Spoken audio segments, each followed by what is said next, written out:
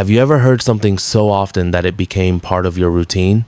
Something strange, something impossible. At first, you ignore it. Then you question it. Eventually, you become obsessed with it. That's exactly what happened to Ethan Harper. In October of 2023, Ethan moved into a 6-story apartment building on the edge of a quiet city neighborhood. The building was old, cheap, and far from luxurious, but it was close to work and fit his budget. The first week was completely normal. He unpacked his belongings, met a few neighbors, and settled into a comfortable routine. Then, on the 8th night, he heard footsteps. At exactly 2 a.m., slow footsteps, heavy footsteps, directly above his bedroom. At first, he assumed someone upstairs had gotten out of bed. The footsteps continued for nearly 3 hours. Back and forth, back and forth. The next night, it happened again. Then again, every single night, always at 2 a.m. Eventually, Ethan mentioned it to an elderly neighbor named Mrs. Lawson. The woman immediately looked concerned. "You're hearing footsteps upstairs?" she asked. "Every night." Mrs. Lawson hesitated.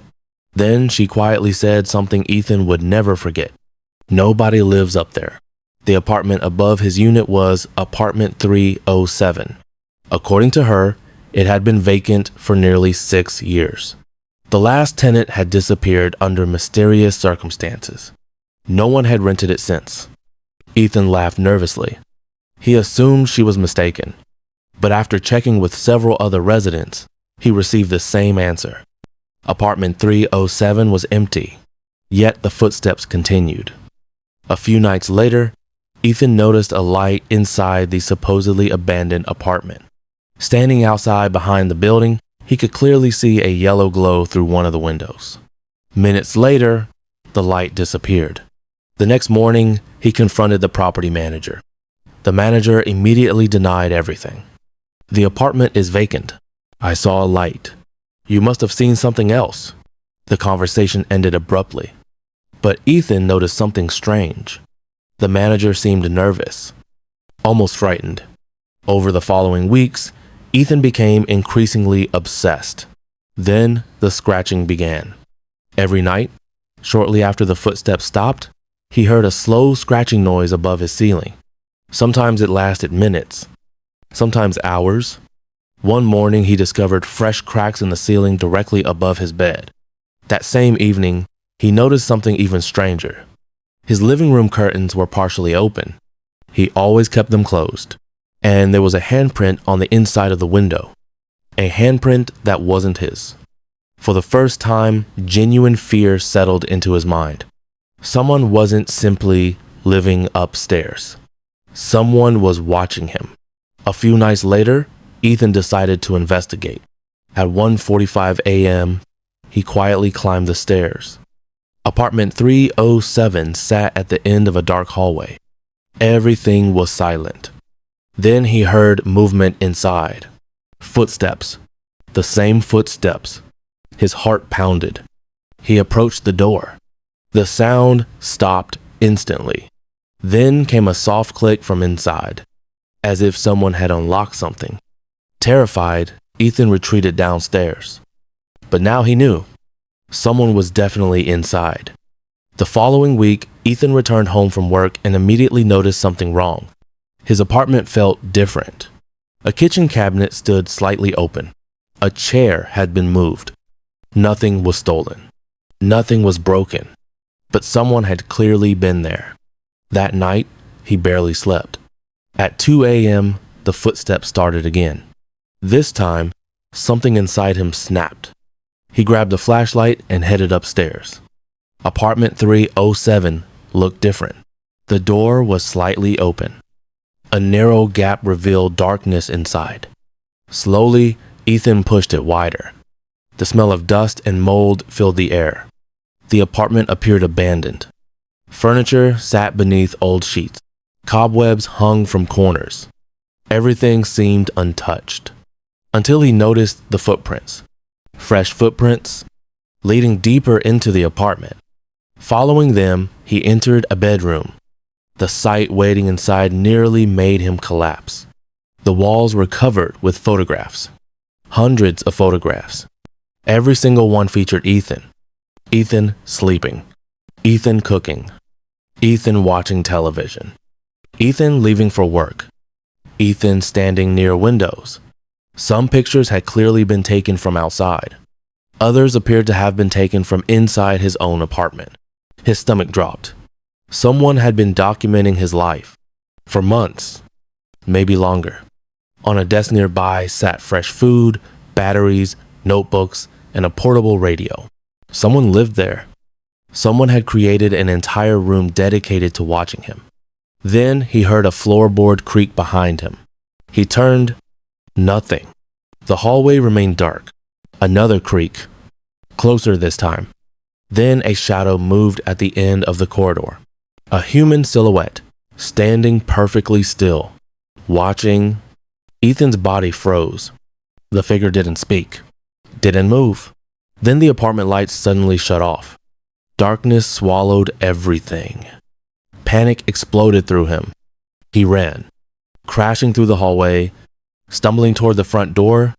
Behind him, he heard footsteps, fast footsteps. Following him, Ethan sprinted down the stairwell and burst into the parking lot. He didn't stop until he reached a nearby gas station. From there, he called the police. Officers arrived within minutes. They searched apartment 307 thoroughly. The room full of photographs remained exactly where Ethan had seen it. The food was still fresh. The supplies were still there, but the person responsible had vanished. No fingerprints, no identification, no evidence revealing who they were. The investigation uncovered something even stranger.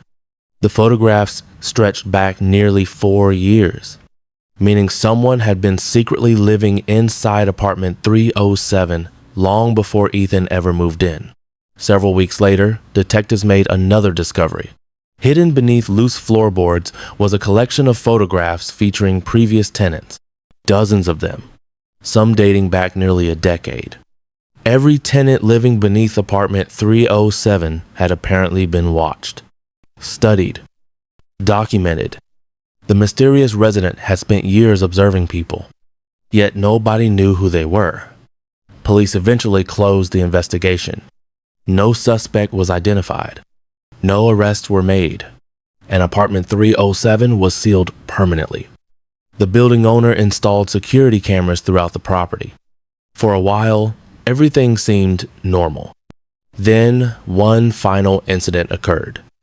3 months later, a maintenance worker entered apartment 307 to inspect the unit. Inside, he found a single photograph lying on the floor. A freshly printed photograph. The image showed Ethan standing outside a grocery store 2 days earlier. Someone was still watching him. Someone who had somehow returned after the police search. The identity of the watcher remains unknown. And to this day, nobody knows who lived inside apartment 307 or how many people they were watching. Rain hammered against the windshield as Daniel Mercer drove down a lonely stretch of highway. It was nearly midnight. The storm had grown so intense that visibility was almost non-existent. Every few seconds, lightning illuminated the empty road ahead. Daniel had been driving for nearly 10 hours. Exhausted and struggling to stay awake, he decided to stop at the first motel he found. A faded neon sign appeared through the rain. Pine Ridge Motel. The building looked old. Very old. Only 6 rooms sat beneath the flickering sign. The parking lot was nearly empty. Daniel checked in and received room 4. As he carried his bags inside, he noticed a woman standing outside room 5.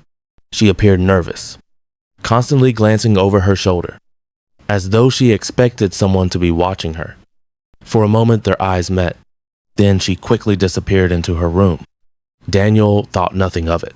After all, people acted strangely when traveling alone. Inside his room, he showered and prepared for bed. Just after 1 a.m., a loud knock echoed through the wall. Then another, and another. The sounds were coming from room 5. At first, Daniel assumed someone had arrived late. But the knocking continued. 3 knocks. Pause. 3 knocks. Pause. Over and over. Eventually, it stopped. The silence felt almost unsettling.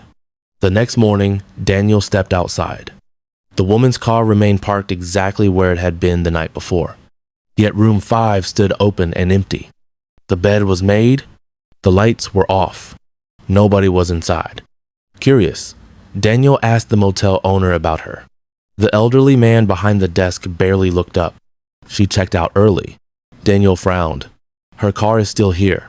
The owner's expression changed instantly. Only for a moment. Then he smiled, probably coming back for it later. Something felt wrong. That evening, Daniel decided to stay another night, partly because of the weather, partly because of the strange woman. As darkness settled across the highway, the uneasy feeling returned. The motel seemed isolated from the rest of the world. No nearby houses, no businesses, nothing except miles of forest. Around midnight, Daniel noticed something strange. The curtains inside room 5 moved. Someone was clearly inside. Yet, according to the owner, the room was vacant. Daniel watched carefully. The curtain shifted again, then suddenly froze, as if whoever stood behind it had noticed him watching. The following morning, room 5 was open once more, empty, no sign of anyone. Unable to ignore his curiosity, Daniel entered. The room looked spotless, almost too spotless. No luggage, no clothing, no evidence anyone had ever stayed there. Then he noticed a cracked cell phone beneath the bed. The screen was shattered. The battery was dead. When he handed it to the motel owner, the man's face went pale. For several seconds, neither of them spoke. Then the owner quietly took the phone and placed it inside a drawer. "Forget about it," he said. That response only deepened Daniel's suspicion. Later that day, he drove to a nearby town and spoke with a local police officer. When Daniel mentioned Pine Ridge Motel, the officer immediately became interested. Over the next hour, Daniel learned something disturbing. Several travelers had reportedly vanished near that highway over the years. Most were never found. Their disappearances shared one unusual detail. The last confirmed location was often somewhere near Pine Ridge Motel. Authorities had investigated before. Nothing was ever proven. No evidence, no witnesses, no arrests. That night, Daniel couldn't sleep. Around 2 a.m., he heard movement outside. Looking through the curtains, he spotted the motel owner carrying something heavy across the parking lot. The old man disappeared behind the building. Daniel waited several minutes before following him. The storm had finally passed. Moonlight illuminated the property. Behind the motel stood a rusted storage shed. The owner had vanished inside. Daniel approached carefully. The door was unlocked.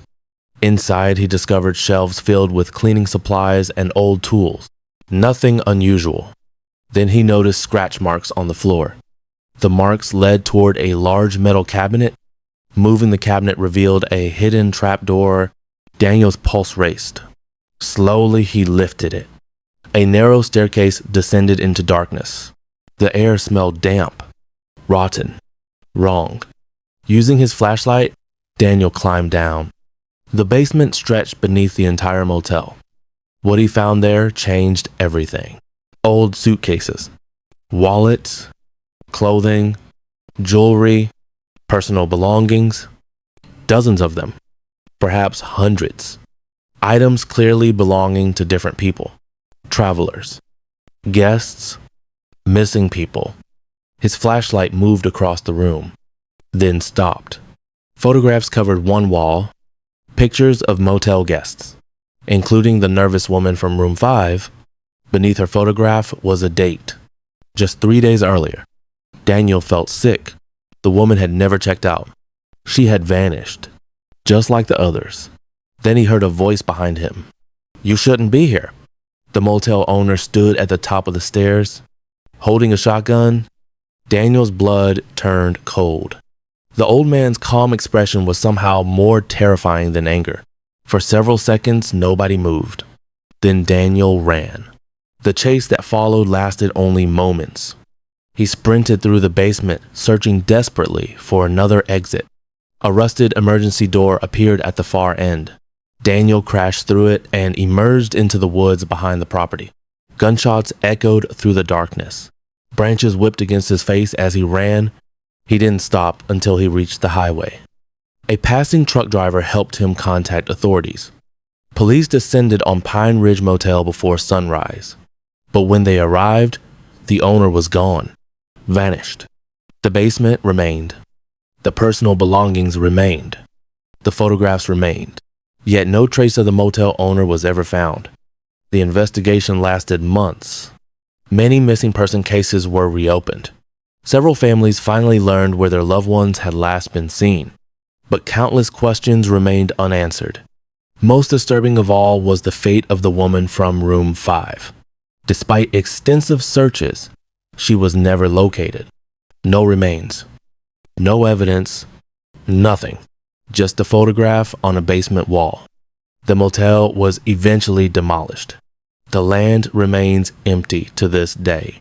And somewhere, perhaps still alive, perhaps not, the owner of Pine Ridge Motel disappeared without a trace, leaving behind one of the darkest mysteries authorities had ever encountered. In the summer of 2024, 4 friends decided to spend a weekend hiking through a remote forest that few people visited anymore. The trail had once been popular. Years earlier, campers, hikers, and photographers frequently explored the area. But after several unexplained disappearances, most visitors stopped coming. Locals spoke about the forest in whispers. Many claimed people occasionally entered and never returned. The stories sounded ridiculous to the group. Just another local legend. At least that's what they thought. The 4 friends, Ryan, Jake, Olivia, and Sarah, arrived shortly after sunrise. The weather was perfect. The forest was quiet. Too quiet. As they followed an overgrown trail deeper into the woods, they noticed how isolated the area felt. No birds, no distant traffic, no other hikers. Nothing. Just silence. Hours later, while exploring an abandoned campsite, Ryan noticed something partially buried beneath a fallen log. It was an old digital voice recorder, covered in dirt and leaves. The battery should have been dead, yet somehow the device still powered on. Curious, the group sat down and began listening. The first recording was normal. A man's voice introduced himself. "My name is Thomas Reed. I'm documenting my solo hiking trip." The recording was dated nearly 3 years earlier. The next few entries sounded completely ordinary. Thomas described wildlife, weather conditions, his route through the forest. Then things started changing. By the 5th recording, Thomas sounded uneasy. "I keep hearing footsteps outside my tent." The friends exchanged nervous looks. The following entry was worse. "I saw someone watching me tonight." Thomas claimed he had spotted a figure standing between the trees after sunset. Whenever he approached, the figure disappeared. At first, he believed another hiker was playing a prank, but no campsites existed nearby. No vehicles had been seen. Nobody should have been there. As the recordings continued, Thomas became increasingly paranoid. His voice sounded exhausted, terrified, sleep deprived. Each night he claimed the figure came closer, always watching, never speaking, never fully revealing itself. The recording suddenly transformed from a hiking journal into a terrifying account of fear. Ryan wanted to stop listening. Nobody else did. They needed to know what happened. One recording in particular stood out. Thomas sounded panicked. "I found footprints around my tent." Heavy breathing followed. "They don't belong to me." The recording ended abruptly. The next entry was made 2 days later. Thomas sounded completely different. Broken. Terrified. "I haven't seen another person in over a week." A long silence followed. Then he whispered, "I don't think it's a person." Nobody laughed anymore. The forest around them suddenly felt much darker. Much larger, the final recordings became increasingly disturbing. Strange noises echoed in the background. Branches snapping, footsteps, whispers too faint to understand. At one point, another voice seemed to answer Thomas. A voice the hikers couldn't identify. A voice that shouldn't have been there. The last complete entry included GPS coordinates. Thomas repeatedly mentioned them, almost desperately, as if he wanted someone to find a specific location. After debating for several minutes, the group decided to investigate. Using their phones, they entered the coordinates. The location was roughly 2 miles deeper into the forest. Against their better judgment, they followed the trail. The journey felt increasingly unsettling. The trees grew denser, the forest darker. Eventually, they reached a small clearing. At first, nothing seemed unusual. Then Olivia spotted something beneath a cluster of bushes. A backpack, old and weathered. Nearby lay a rusted camping stove, a damaged tent frame, and a torn sleeping bag. Everything appeared abandoned for years. The items matched details Thomas had described in the recordings. The group had found his campsite. A chill swept through them. Thomas had truly been there, which meant the rest of his recordings might also be true. Sarah wanted to leave immediately. Ryan agreed. But before they left, they decided to listen to the final file. The recording began with heavy breathing. Thomas sounded terrified. Leaves rustled loudly in the background. Then came running footsteps. Thomas was moving. Fast. His voice cracked repeatedly. "It's behind me." Silence. More running. Branches snapping. Then screaming. Raw panic. The kind of fear that couldn't be faked. For several seconds, the only sounds were desperate breaths and crashing vegetation. Then suddenly, Thomas stopped. The recorder captured absolute silence. A few moments later, another voice spoke. A calm voice. A human voice. One sentence. 7 words. "We finally found you, Thomas." The recording ended. The 4 friends stared at one another. Nobody spoke. Nobody moved. Then Jake quietly asked a question everyone was thinking. "Who said that?" Before anyone could answer, a sound echoed through the trees. A distant footstep. Then another. The group froze. The forest had been silent all day. Now something was moving. Somewhere nearby, the footsteps stopped. Then came another sound. A branch snapping. Close. Very close. Panic took over. The friends immediately began hiking back toward the trailhead. Nobody spoke during the return journey. Several times they thought they heard movement behind them. Each time they stopped, the sounds vanished. Hours later, they finally reached their vehicles. Only then did they feel safe. Authorities later investigated the coordinates. The abandoned campsite was confirmed. The backpack belonged to Thomas Reed, a hiker reported missing 3 years earlier. But Thomas himself was never found. Neither was the person heard in the final recording. Experts analyzed the audio. The unknown voice did not match anyone connected to the case. To this day, the final recording remains unexplained.